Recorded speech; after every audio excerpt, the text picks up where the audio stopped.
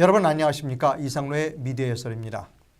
오늘 해설은 쇼핑센터에 관한 것입니다. 신문을 보여드리도록 하겠습니다. 5월 29일자 매일경제신문이고요. 이 신문에는 이런 기사가 있습니다. 이쪽에 출점 막힌 백화점과 쇼핑몰, 그랬더니 일자리도 막혔다는 겁니다. 즉 백화점과 쇼핑몰을 못 만들게 하니까 일자리도 늘어나지 않는다라고 하는 것이고요. 이 기사 내용을 제가 컴퓨터로 옮겨놨습니다. 컴퓨터 화면을 좀 봐주시기 바랍니다. 문재인 정부 들어서자 신세계가 부천점을 사업을 하려던 것을 연기했다는 겁니다. 표면적인 이유는 소상공인 보호를 위한 방안이 마련되지 않아서 사업 계획을 연기했다는 것이죠.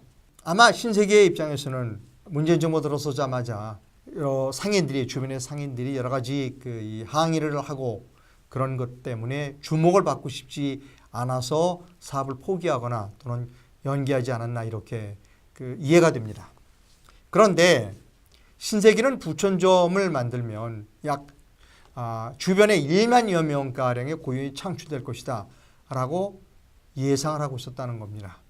그러나 사업이 연기됐기 때문에 그 고용 창출도 따라서 연기되었습니다. 또 이 기사에는 이런 내용이 있습니다.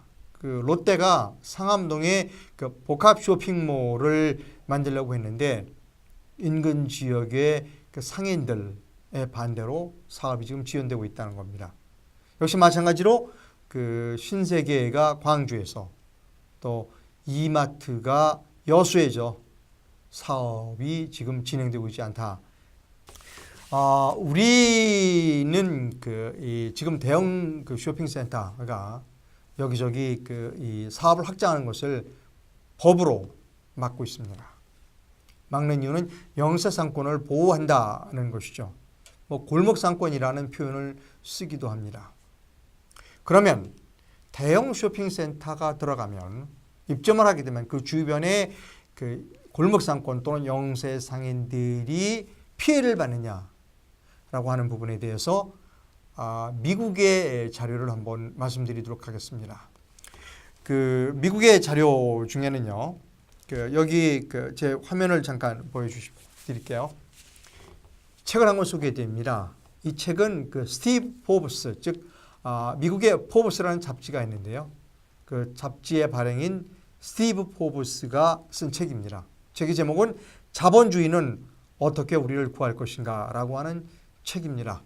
이 책의 내용을 제가 잠깐 소개해 드리도록 하겠습니다. 1970년대에 미국의 월마트가 여기저기 막 이 사업을 확장하면서 쇼핑몰을 만들었습니다. 이때 월마트 워치라고 하는 시민단체가 생겼습니다. 이 월마트 워치라는 시민단체는 이렇게 주장을 했습니다. 월마트가 입점을 하면 그 주변 지역에 약 2,000개가량의 영세상인이 도산한다. 이렇게 주장을 했습니다. 이 스티브 포브스는 과연 월마트의 주장이 맞았는지를 사후에 검증했다는 겁니다. 1970년대부터 월마트는 미국 전역에 여러 이 점포를 만들기 시작했고, 그리고 월마트 워치 시민단체의 주장대로라면 월마트가 들어나간 주변 지역은 다 영세상권에 망했느냐? 아니더라는 겁니다. 조사를 해보니까 월마트가 들어간 지역에 오히려 주변에 여러 영세한 상인들이 많이 생겼고 도시가 발전했고 그리고 영세상인들이 돈을 벌었다는 겁니다. 그래서 어떤 업종들이 월마트 주변에 들어가는가 봤더니 월마트라고 하는 커다란 쇼핑센터가 들어서면 주차장도 넓고 사람들이 많이 오고, 그러니까 이제 영세상인들은 이렇게 생각한 겁니다.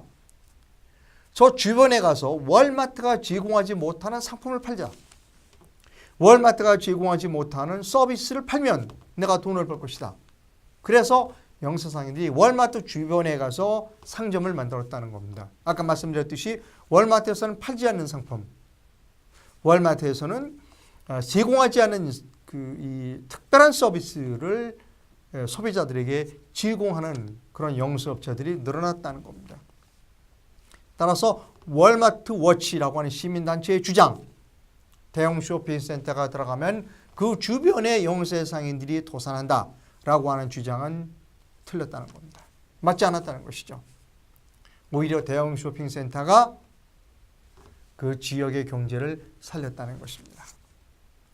그러면 우리나라는 어떨까요? 여기 이 신문을 하나 보여드리도록 하겠습니다. 이 신문은 매일경제신문 5월 30일자인데요. 제목이 이렇게 되어 있습니다. 고용 창출과 지역 상생에도 불구하고 우리나라 대형 쇼핑센터들은 환영을 받고 있지 못하다, 이런 내용입니다. 그런데 이 기사를 보면 우리나라 대형 쇼핑센터가 만들어진 곳에 어느 정도 고용이 늘어나는지를 확인을 했습니다. 컴퓨터 화면을 좀 봐주시기 바랍니다. 이 기사에 따르면 진주 혁신도시가 만들어지고 처음에는 변변한 상점이 없어서 사람들이 입점도 안 하고 여러 도시가 발전되지 않았는데, 롯데가 쇼핑몰 허가를 받았다는 소문이 도니까 주변에 상점들도 만들고 그 주변에 이 부동산도 좀 건설하고 해서 신규 사업 허가 건수가 330건으로 폭주했다는 겁니다. 그리고 진주 롯데몰이 만들어지고 나니까 직원이 800명이 고용이 됐고 그중에 500명이 진주 시민이었다는 겁니다. 즉 500명의 진주 시민이 고용이 창출된 것이죠. 이천도 마찬가지인데요. 롯데 이천점은 개점하기 전에는 그 이천 도시의 그 도소매 근로자가 227명에 불과했는데 롯데 이천점이 만들어지고 난 뒤엔 1286명으로 대폭 늘어났다는 겁니다. 고용이 증가됐죠. 작년에 오픈을 한 신세계 하남스타필드는 5,000명이 그 안에서 근무를 하고 있습니다. 신세계 측 주장에 따르면 주변의 고용 인원까지 합치면 3만 명 정도 된다, 이렇게 기사가 소개하고 있습니다. 이 기사 내용을 조금 더 자세하게 제가 한번 보여드리도록 그렇게 하겠습니다. 여기 이 컴퓨터 화면에 제일 우측에 보면 여기 도표가 있습니다. 이 도표는 롯데 아울렛 이천점이 만들어진 지역의 일자리의 변화를 보는 겁니다.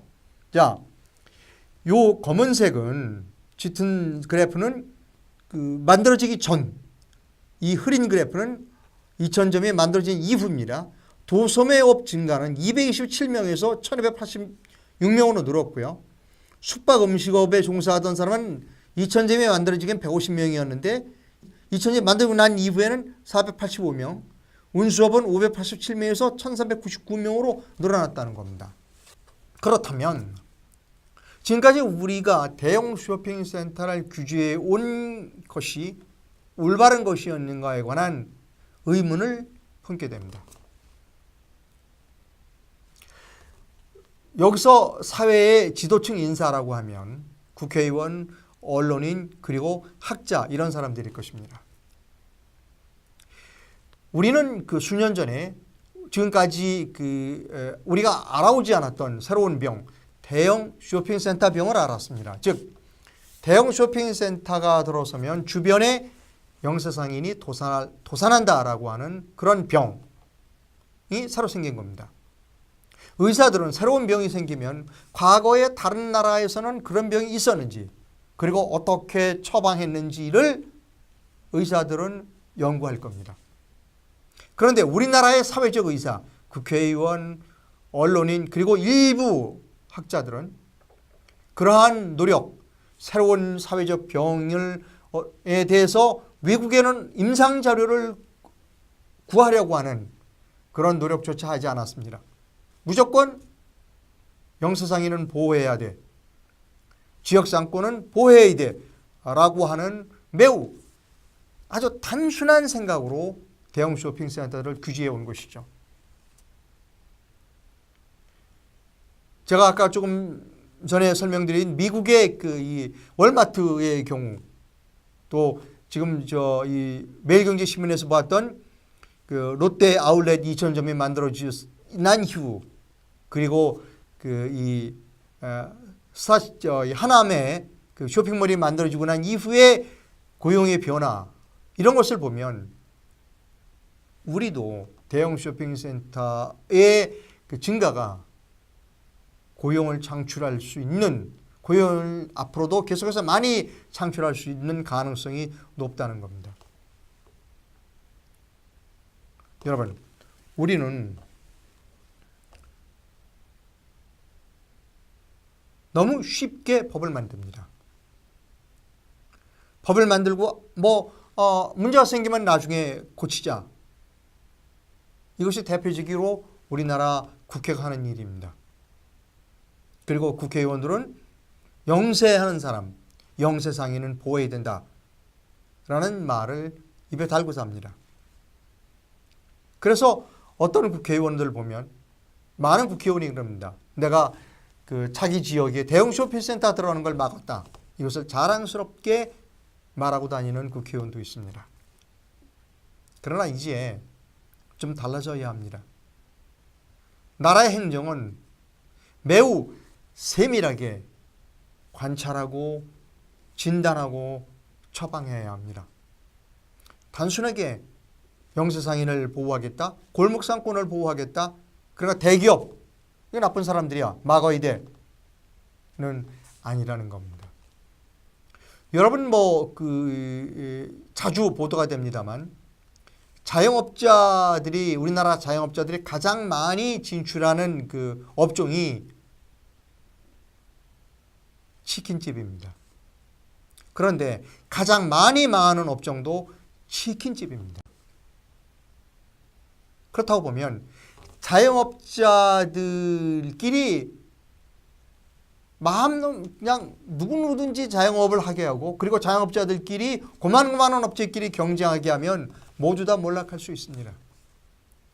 경제의 발전은 커다란 기업도 있고 중소기업도 있고 소기업도 있는 겁니다. 유통센터도, 큰 유통센터도 있고 중간 정도의 유통센터도 있고 영세상인도 있는 겁니다.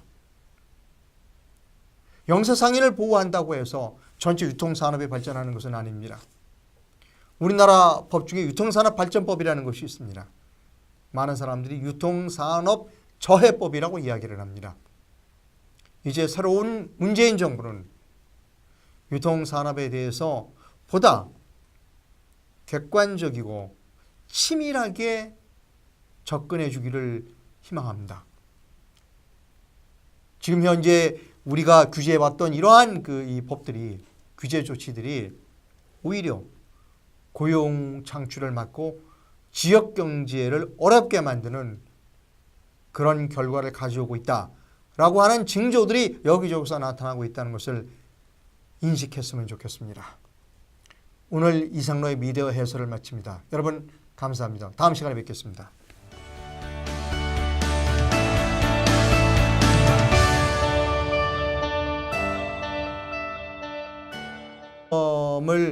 사업을 하려던 것을 연기했다는 겁니다.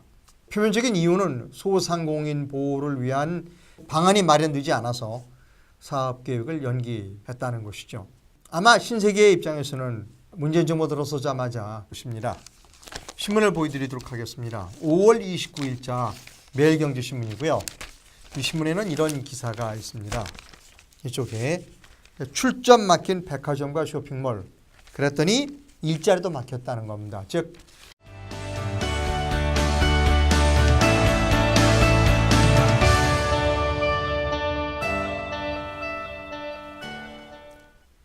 여러분 안녕하십니까? 이상로의 미디어 해설입니다. 오늘 해설은 쇼핑센터에 관한 백화점과 쇼핑몰을 못 만들게 하니까 일자리도 늘어나지 않는다라고 하는 것이고요. 이 기사 내용을 제가 컴퓨터로 옮겨놨습니다. 컴퓨터 화면을 좀 봐주시기 바랍니다. 문재인 정부 들어서자 신세계가 부천점 상인들이, 주변의 상인들이 여러 가지 이 항의를 하고 그런 것 때문에 주목을 받고 싶지 않아서 사업을 포기하거나 또는 연기하지 않았나 이렇게 이해가 됩니다. 그런데 신세계는 부천점